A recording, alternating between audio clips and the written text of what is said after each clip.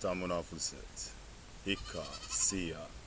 This is Chief Minwan, Chief of Kairi and Aloe Vera, Chief of the Tamanaks, Arawakai, Chaimas, and the Kumanagotes.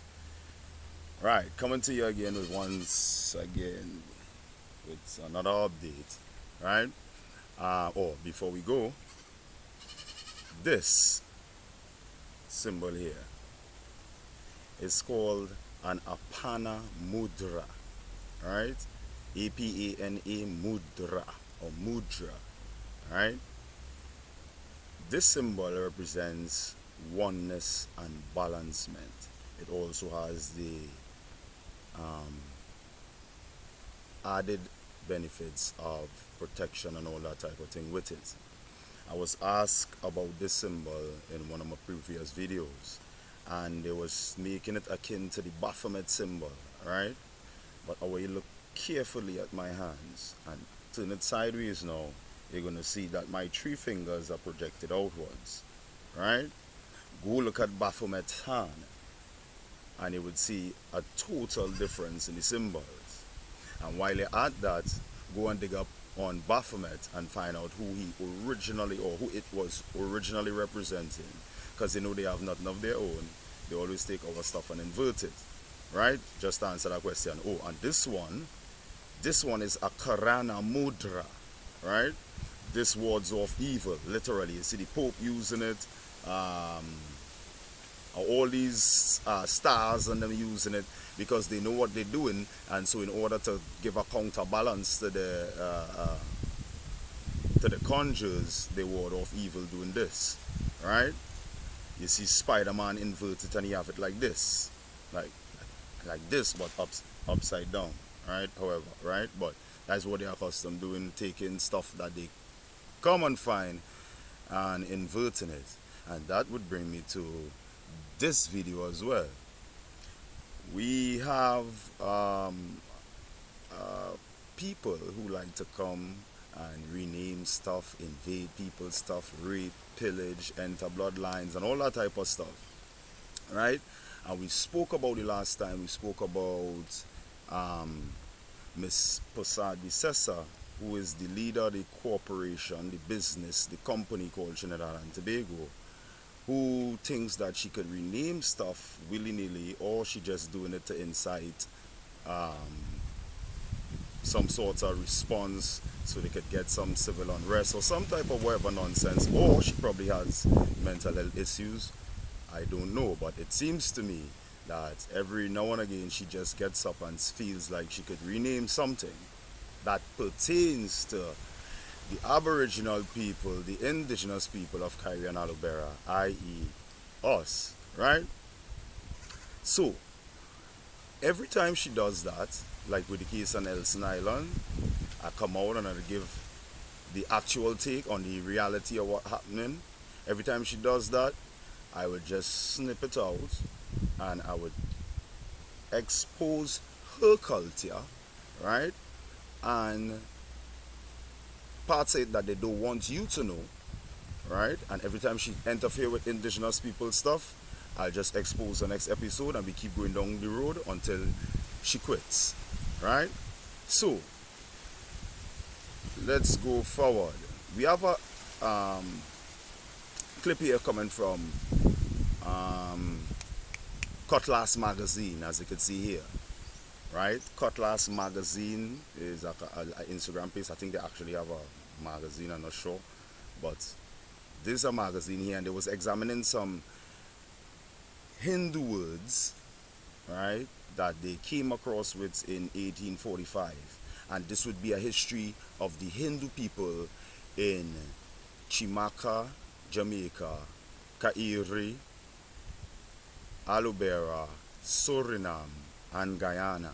There are some parts they were introduced into Alkebu lands as well on the continent. Africa, it's now called Africa. They could tell their story. You could go check up the Kenyan College Youth something. They could give you a nice little download. They'll explain to you who the racist bigot Mahatma Gandhi was, right? And they would see they tore his statue down and all that type of thing. right? So you want that information about what happened in Africa as it pertains to the history of the Hindus being introduced there. You could go talk to the Kenyans and them, and they get a nice, well-rounded history, right? As it pertains to here in the Caribbean, that'll fall my lot. And every time one of them, because the general population are Hindu descendants, because they, for the most part, are not Hindus, contrary to what Ms. Bossad Bissese is saying, that they are the majority on the land, but she didn't say Hindus was the majority. She said Indians was the majority, and we'll explain that and a slight a play with words, right? And what people understand from what she's saying and what she actually mean when she's saying it, what she wants to imply and what she actually means, right? No, this is a history of them there in the south up to here and Alubera, right? So we're talking about some words. You know what we love to do it, dissect the language and yet find out who these people are. Or first, take a look at this. I wonder if we could get this. Okay, yeah.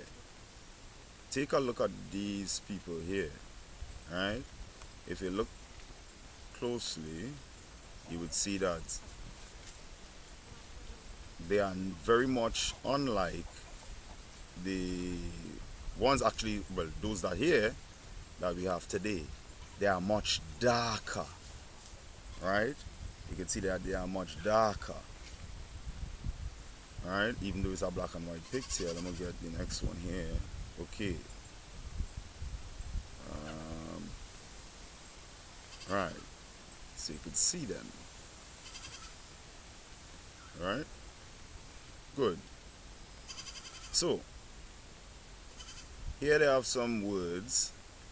Some of the words we're familiar with, some of the words we may not be familiar with, right? And we go through what the magazine has to say on these. And I choose this because they have some stuff here correct, right? Cutlass magazine, this was 1 day ago. Right? What are some of the names and labels said for Hindu indentured laborers by their respective communities in the numerous countries they were taken to? They starting with the corporation here, right? The corporation, the company Trinidad and Tobago on Kairi and Alubera Islands, Jahaji and Jahajin, used for the male and female indentured laborer passengers, respectively, who came on board vessels from Hindustan, or Maluk. Maluk would be what we would call like a local parlance, but for there in Hindustan, that would be a word they would use to describe their place, right? Derives from Hindustani word Jahaj, for ship, right? Those who crossed the Kala Pani, which is the Black Water, or the Pagal Samundar, the Crazy Ocean, was said to have developed a Jahaji Bai or Jahaji Bahin, right? Ship brothers and ship sisters, relationships forged from their mutual hardships. And one of the contributing factors to these relationships, I would like to add, is the fact that when they left there, right, around the time in the 1800s, Britain was conquering Hindustan, right, in the early part. And there was uprising against that. Those who sided with the British to come on this side were hated by those who remained, right, who stayed. So they had a contributing factor to form a kinship on the ship because they already know that they weren't going back, right? So that was a serious contributing factor to why they had, why they forged the mutual, why they forged a relationship, a friendship from the mutual hardship. All of these ships they're coming in on, right? So in Guyana and Jamaica, here we know the word too. Here is the word coolie. it was already said in India, in Hindustan. Now, we want people to understand this, right? This word, coolie, was already said in Hindustan for low-wage workers, manual laborers, porters, and those carrying or toting a load on their heads. Came to be associated with bound coolies or indentured laborers who were tied to a contract or an agreement, right? Believed to come from the Urdu word coolie with a Q, U-L-I, well, as you've seen here, for slave or servant. The Tamil term, because Tamil is a region in Hindustan, right?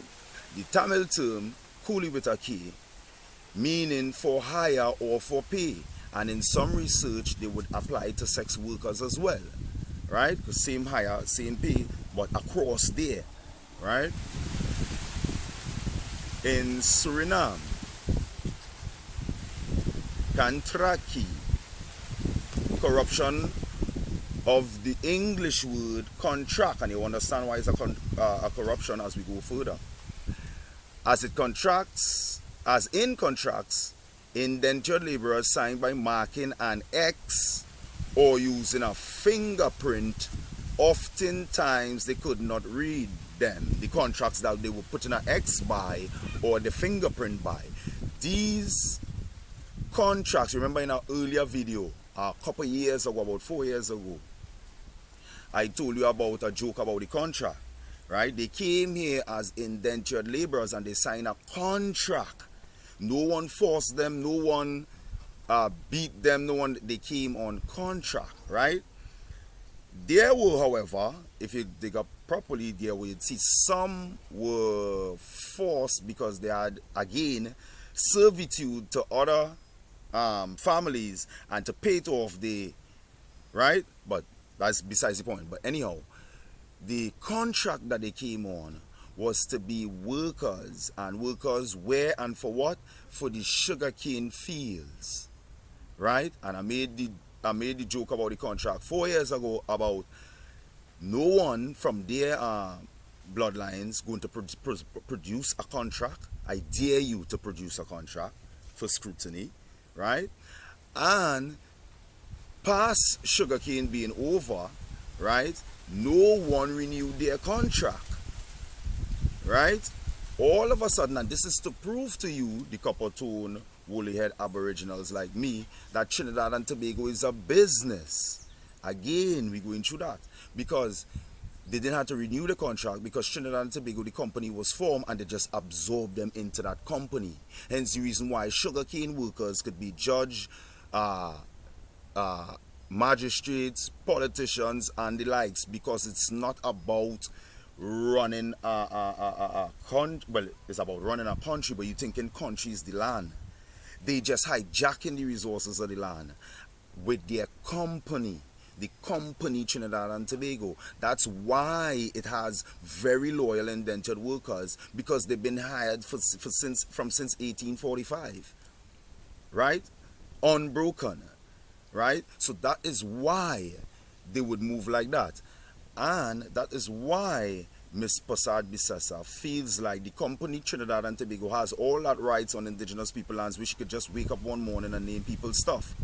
When her people were slaves and servants, right? You come to wake up one morning and feel you could name the places of gods and goddesses, right? Of the original being, of aboriginal beings. From the beginning, you feel you could come and name we place, right? When you wasn't even on the top tier part of your society or where you're coming from, you are a servant or a slave, you ought to be real or fake, right? So, Suriname, so that is it about the contract, and they put in the X by the contract, they couldn't read. That's the next thing. Why I point out the complexion of the ones who came back then in 1845, you would come to see now she talking about, let me see what she say. She said Indians are the majority on the land, and she's correct in the true terminology of the naming by the invaders or who the actual Indians are. We are the majority. But if she is trying to imply that Hindus are the majority, let me break something down. When you all came in 1845, you all were very dark, heavily carbonated, right? The Hindus we have today, the majority of y'all are lightly carbonated, right? So y'all will not even be pure Hindus, right? Most of y'all today are mixed Hindus, right? So you could never be the majority. Furthermore, that is totally scientific farce, because that would mean that the Hindu genetics is the most powerful genetics, or the oldest genetics on the land, so it could override everybody's genetics, thus becoming the majority on the land to a place that it came to just 180 years ago. 81, 181, 82, 83, whatever, right? But that is not a scientific or a medical fact at all, right? So that's just the craziness. So that's clearly an agenda she's pushing to rile people up to create this or whatever she's trying to do. Or as I say, it could be perhaps that she's mentally ill, right? That is to be proven by a medical doctor, but that's just to leave the window open for the type of crazy behavior this corporate executive is displaying, right? Let's go again. So in Suriname, Kantraki, corruption of contract, as we go on into the go back up, as we go on into the contracts, right? Is a corruption of the English word, and so we go into Fiji now. As Gurmetia derives from Gurmit, corruption of the English again, agreement, as in agreements, indentured laborers signed by marking an X or using a fingerprint. Oftentimes they couldn't read them. This was the common, obviously, because English was, again, go check 1928 Webster's English. Before it became English, right? English, what it was used in the Americas, Webster's 1928 dictionary, derived from indigenous languages of the Americas, of the copper-tone, woolly-head aboriginals of the Americas. Go check it out, right? So English we was using here. They didn't know that over there. So they couldn't sign a contract. That's why they're in them to present a contract. Present a contract from 1845, Miss Passadi Sessa, right? And let's see what the contract was about. Let's see what you all put your X to come over here for, right? And let the people, the copper tone woolly head aboriginals like me, understand that Trinidad and Tobago is a company. That's why you could do what you're doing there, or say what you're saying when you wake up in the morning and feel happy, right? Don't want to make the video too long. Let's go. Mauritius, so as I was saying, all in Al-Cable lands, they introduced them as well. It was a plot by the English again to thin the bloodline or to weaken the stance of the indigenous and other places where they were introduced. Mauritius, Malabar, used by some of the indentured laborers, derived from the Malabar region of South Hindustan, colonized by the French, right? Similar to Malbrese in the French colony of Reunion for Hindu women, right? Is sometimes said for Hindus. Malabar is in that region is sometimes said for Hindus, right? So they are not Indians. Guadeloupe, Martinique, it means engage. That term, Katraki, engage, French word for contract. In South Africa, charu, slang word for adopted by youth, right? While coolie is known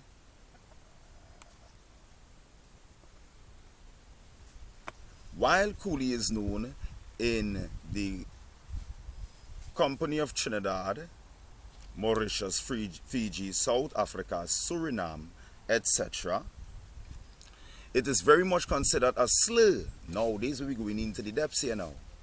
It should be noted, not all Indo-Jamaicans to the Jamaican Corporation, not Chimaka the land, and all Indo-Guyanese, that is the Guyanese Corporation, not the Guyana, not the indigenous, not the land, right?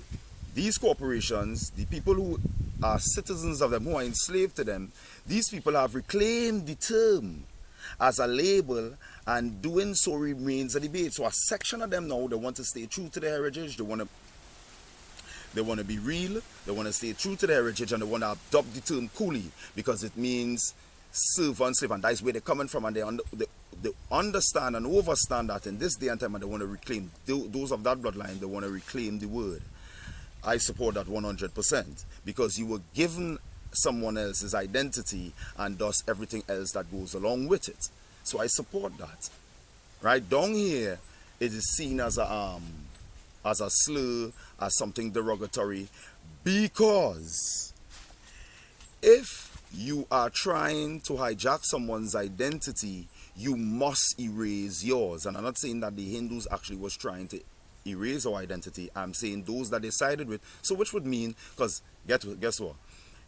If the police of the corporation run in a building and they find a gun on the ground and 5 people sitting there, they arrest all 5 of them, right? So as guilty by association. So good. So the guilty by association of identity theft, because they know the words that they came over with, but allowed it to be removed from them so they could adopt another identity as it would benefit them on other people's land and territory and property and belongings, right? While this term is known in these places, right, it should be noted that all Indo-Jamaican and Indo-Guyanese people have reclaimed. So this is a reclamation. So it's an ongoing debate now that they want to reclaim the term. And in doing that, again, these people, everybody keep telling on themselves, right? They keep telling on themselves. You are not indigenous to this land, thus you have no claims to this land. Absolutely not. And only because of the company Trinidad and Tobago and the company Jamaica and the company Guyana and the company, all these companies that on indigenous people land, only because of these companies you were able to acquire possessions on this side. Now you are fast forward in a position as if you are better than people that look like us. That's your disposition, most of y'all, right? Overstand for reason that you are in someone else's position, someone else's belonging, someone else's benefit, right? And that should give you, as I was telling you in the last video, the proper position for indentured laborer is to support the people who own the land and back them up with whatever claims they're dealing with, and I took war against the corporation to get them off the land so they could reclaim the ownership and the heritage and what have you on the land, right? So again, every time I try to touch one of his stuff and try to rename one of his stuff, I am not Eric, the chief of the sovereigns of Trinidad and Tobago. That is your friend. He has Trinidad and Tobago in his title and he has Trinidad and Tobago in his status. Only after I talk about Nelson Island, they jump out, right? I am not Ricardo Barat. That is your actual genetic brother, right? He is the leader of Santa Rosa First Peoples of Trinidad and Tobago. Those groups have nothing to do with indigenous people, right? So you would say what you would say, and I would just bring the facts out and burn up your nonsense, right? Until you probably have your head checked, right? Or you leave indigenous people's stuff alone, right? The UN seat that you all get probably is for some underhand conniving move, but the UN should give you a guidance on the United Nations Declaration on the Rights of Indigenous People, right? And the mere fact that you're doing this as all to get this seat, it shows again that the UN is not the friend of the indigenous, the United Nations, right? So again, people, wake up, the people that look like me, right? You're from this side of the place, even though those of you who feel in the Africa vibes have that dirty more bloodline. That's the only African link that there is, right? It's past couple generations now, so that's supposed to have been bred out of your system. Supposed to, right? For the most part. So you have an indigenous claim, right? You see, you said peace. Imagine. Look at how much power the people have. Imagine these people said peace, and it's as if they said war, right? Overstand your power. Your power is not being a part or employee or a slave to a company, right? Because the leaders or the owners of that company, or the CEO of the company, i.e. Kamla Prasad Bissessa, they have not your best interest at hand. That's why she just wake up one day and feel she could name things after her friends, right? Who do not belong to this land and feel like that's okay, or doing it deliberately to antagonize people, right? So wake up. Allow the nonsense to go away, right? All you have to do is stand up in your right identity, in your right status, and they are toothless, right? They all know it. That is why this is the most unpopular thing. That is why, out of all things that come out of the island, this is probably the most unpopular, right? When it should be the most popular, right? And the brothers who into the peace thing, I hear Orlando Octave the other day saying again, fed up, don't get fed up. Instead, realize that trying to do the same thing over and over again is considered and qualifies as madness, right? Einstein said in the medical field, that is understood, it's madness. You have to do something different. So if you keep trying the same thing over and over, of course you'll get fed up, and of course you'll be done, right? But there is a way out. There been a way out. You're identifying as the wrong thing, so therefore none of these things that people identifying as could stand up in court. None. And the court is the gatekeepers for them to continue to rape, pillage the land and the people and the little children and all that type of thing. Again, we keep had to point out, imagine all the real normal when these people out in the open, all going to work and afraid to reach to work late. When the people on them who run in your system, the people on them who the leaders of your corporation rubbing shoulders with, going to banquets with, going to social gatherings with, they are out in the open telling you that they drink little children blood, turn the flesh to jerky, rape them, murder them in the most brutal way so that they could extract the most fear out of them, right? And you all just functioning like normal, right? And then when we highlight it, it's like, wait, them men saying them things. It's like something wrong for we highlighting something that they saying about themselves out in the open, so bold enough that their Department of Justice says that it's not going to prosecute any of them. Or let her wake up, Chad.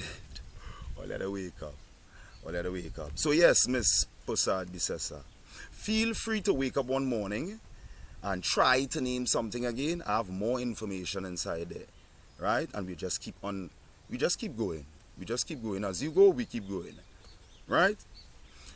This is Chief Minwad again with your Apana Mudra, right? Balancement and toward off. Because remember now, I talking to all you on a layman level. I know exactly what's going on the higher level. This is why we protect ourselves, right? So Chief Minwad again coming to you another update. And I'll see you again. Wadu.